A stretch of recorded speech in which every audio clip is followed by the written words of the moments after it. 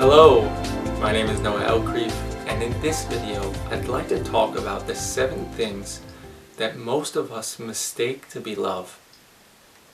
So before we talk about what love isn't, I'd like to just quickly discuss what love is. So love has 3 major attributes.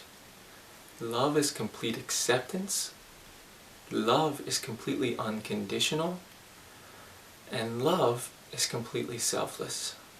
So in other words, when we love, we don't need to change anything about the other person because we accept them how they are.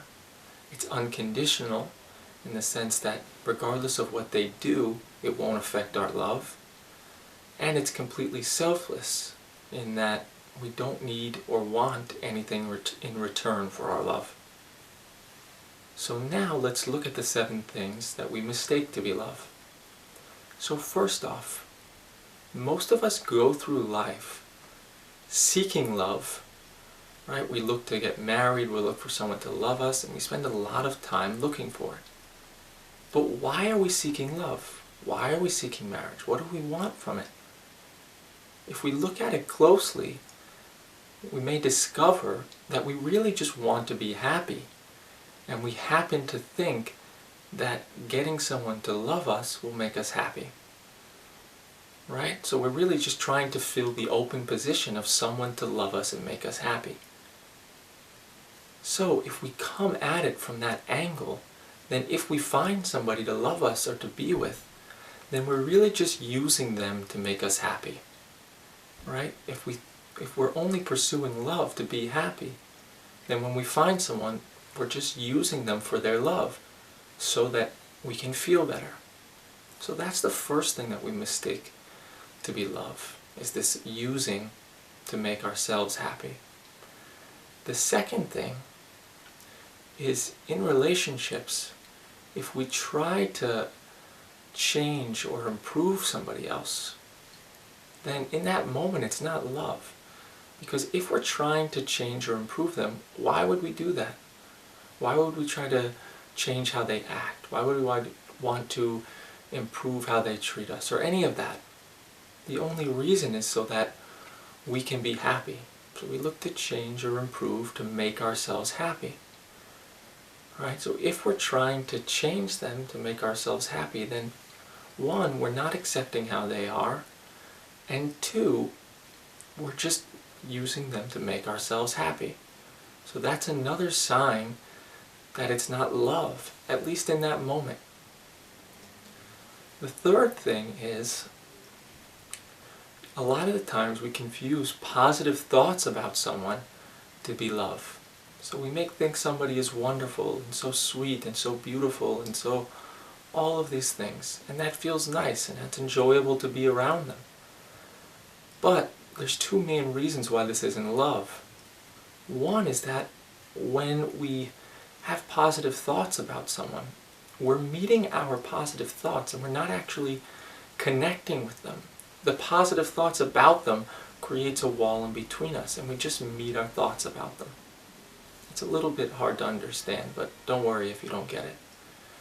The second part of it is that when we have positive thoughts about someone, by nature, we're probably going to have negative thoughts about them. Someone can't match all of our concepts of perfect, and they can't do all of these things at the right time and exactly when we want it and how often we want it. So as long as we have ideas about what's great about them, we're going to have ideas about what's not so great about them, or they'll change, right? If we're attracted to their looks or think their looks are great, that can change as they get older. So that's why it's not love. It doesn't last, it's not always there, all those types of things. So the fourth thing is that a lot of the times we confuse excitement to be love. So generally this happens in the beginning of our relationships, where we find somebody and we think, yes, I found someone who can make me happy. I found someone don't have to stop looking. I don't have to continue looking for somebody, or this person's going to make me so happy and it's so exciting and it feels like butterflies or overwhelming or all of that stuff. That's a wonderful feeling. There's nothing wrong with it. But that's all created by positive thoughts about the future. It has nothing to do with love. So there's nothing wrong with it, it's no problem. But it goes, that excitement goes, because eventually we stay with them longer, and then we're left here and now without those positive thoughts about the future. So the fifth thing that we mistake to be love often, or can show us that there's not love in a specific moment, is that when we require our partner to do things for us, in that moment, it's not love, right? So we oftentimes think, if you loved me, you would try to appreciate me more. If you loved me, you would cook for me. If you loved me, you would sacrifice for me. Or all that. We have so many concepts that love means doing something for me, or sacrificing, or filling my needs. But that's not what love is. That's using, right? If we love, we don't need anything in return, and we don't ask something of our partner when they don't feel compelled to act in that way, right? If we're loving them, why would we want them to sacrifice unless they want to, right? So when we're requiring something of our partner and asking them to fill our needs in that moment, it's selfishness. There's no problem with that. That's just how we live. That's how we've been trained to act in relationships. That's how we've been trained to view relationships. But it's just, in that moment, it's just not love. The sixth thing that we confuse to be love is the thought, I love how you make me feel. So when we're with somebody, we may love how we feel when we're around them, right? Maybe they make us feel good by telling us positive things, complimenting us. Maybe they make us feel good by distracting ourselves from other things. Or whatever the case may be, when we feel good around them, we think, I love them. But really we love or really enjoy how we feel around them. And that's fine, that's wonderful.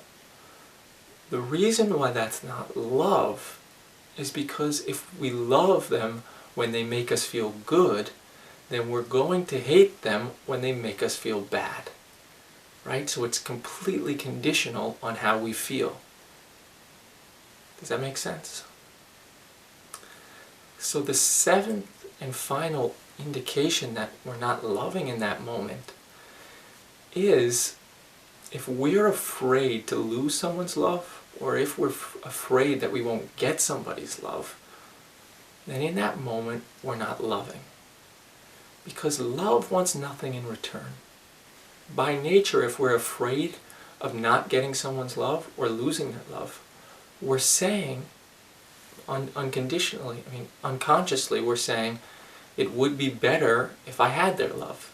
Or in other words, I would be happy if I had their love, and I'm scared that I won't have their love. But if we're scared we won't have their love, then basically we're saying, I want to love so that I can get their love in return. It's not completely unconditional. It's not loving selflessly.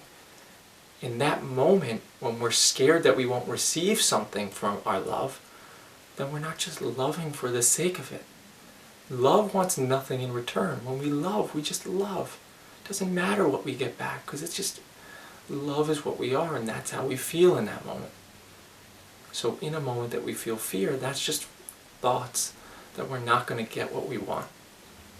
So those are the 7 things we mistake to be love, or 7 indications that in a specific moment we're not loving. And there's no problem with any of it. That's just how we live. That's how we've been trained. But in any moment that you see one of these indications, you can just stop for a moment and see what's preventing you from loving. Because all of these thoughts prevent us from loving our partner, from loving who we're with. And that's really what we want. We think that getting love will make us happy, but really the fulfillment we want comes from giving love, from just loving others unconditionally, selflessly. So, I hope this video is helpful and you understood it, and I'll see you on the next video. Thanks for watching.